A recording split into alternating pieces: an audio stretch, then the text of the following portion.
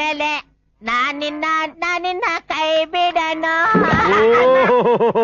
ನಮಸ್ಕಾರ ದೊರೆ, ನಮಸ್ಕಾರ.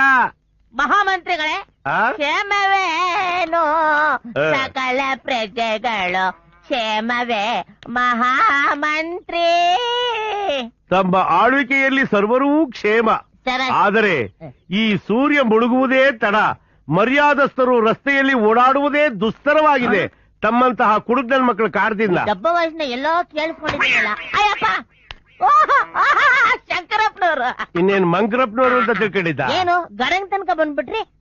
ನನ್ ಮಗನ್ ಮದ್ವೆ ಕಡೆಯ ನೋಡೋ, ದಯವಿಟ್ಟು ತಪ್ಪದೆ ಸಕ್ಕುಟುಂಬ ಸಪರಿವಾರ ಸಮೇತರಾಗಿ ಬಂದ್ಬಿಡಿ ಅಂತ ಕೇಳ್ಕೊಂತ ಇದ್ದೀರ. ಅಲ್ಲ, ಎಲ್ರು ಬರ್ಲಿ, ನೀನೊಬ್ಬ ಬೇಡ.